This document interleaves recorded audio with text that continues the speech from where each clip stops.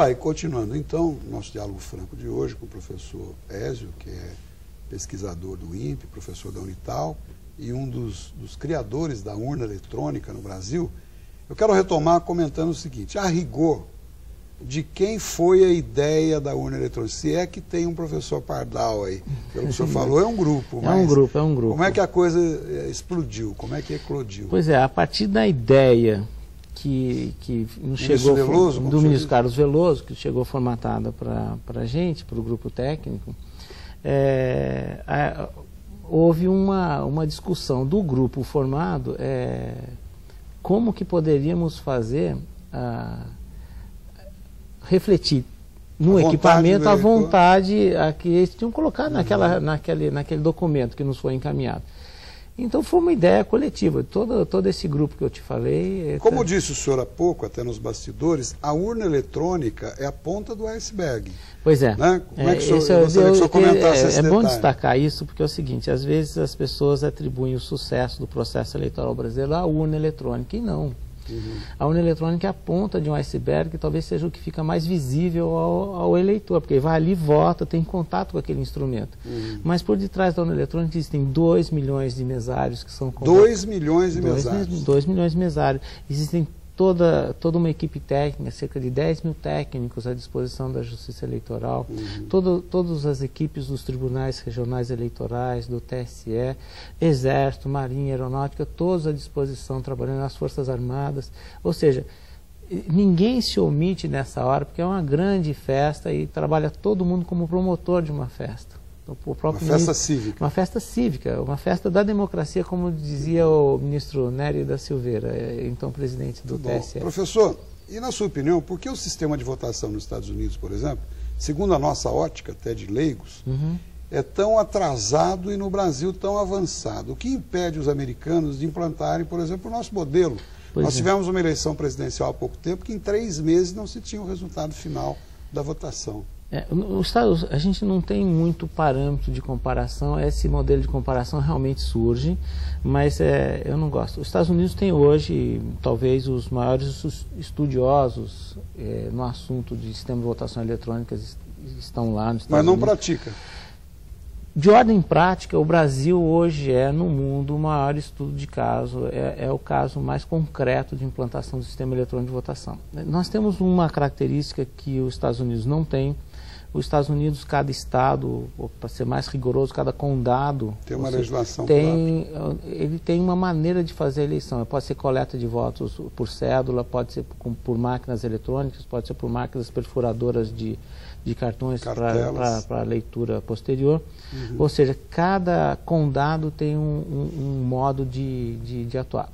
No nosso sistema, não. Nós temos uma justiça eleitoral unificada, há um tribunal superior. É um comando só? Um comando só, uma instrução só para todos, totalmente organizada. Por isso que eu digo, talvez a urna eletrônica seja o instrumento mais visível, mas existe uma organização muito grande, muito eficiente, que é muito admirada por todos os observadores internacionais que vêm aqui. Isso é motivo de orgulho para todos nós. Muito, muito, muito. Professor, em 2008 ocorreram aí inúmeros questionamentos quanto à segurança que nós estávamos falando do sistema. Em sua opinião, foi um jus esperneandi aí de quem perdeu a eleição, ou realmente teve motivo para questionamento?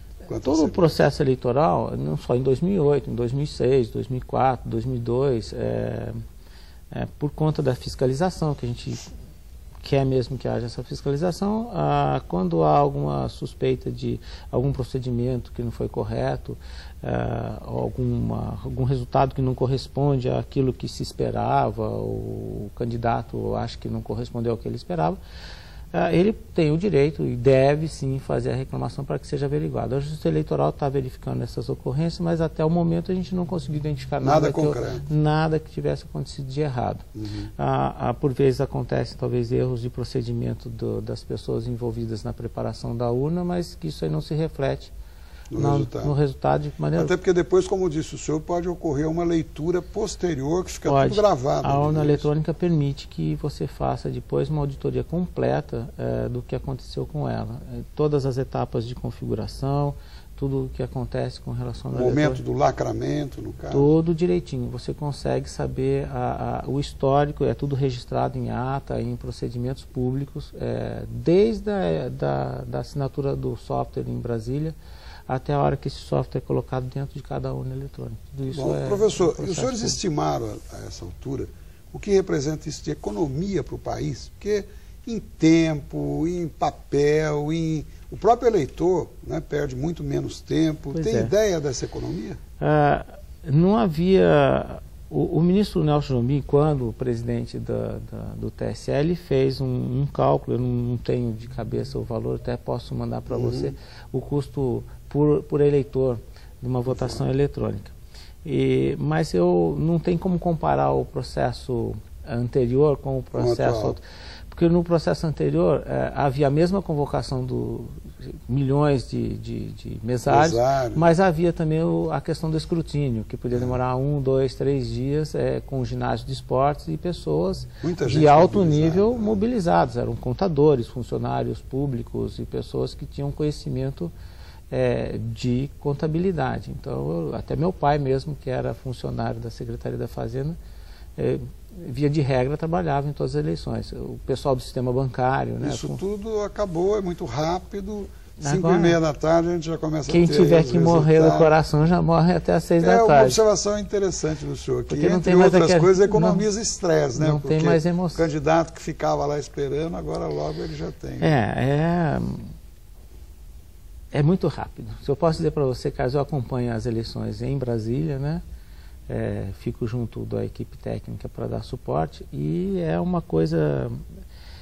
a partir das 5h30 da tarde já começam as transmissões, porque uma das áreas que eu sou responsável, além da urna eletrônica, é a parte de rede de comunicação de dados. Então eu tenho o estresse pela manhã, que é quando as urnas são ligadas, não pode dar problema. E às 5h30 da tarde, quando a rede de comunicação começa a funcionar, eu também fico nervoso, porque tem que tudo funcionar direitinho. O senhor está firme aí, graças a Deus. E espero. Eu gostaria até de acrescentar, em nome da Rede Bandeirantes, da TV Bandivale, a nossa satisfação e orgulho em recebê-lo aqui. Porque esse trabalho dos senhores tem que ser louvado por todos nós brasileiros. A gente sente que realmente vocês fazem a diferença, fizeram a diferença e continuam fazendo, né?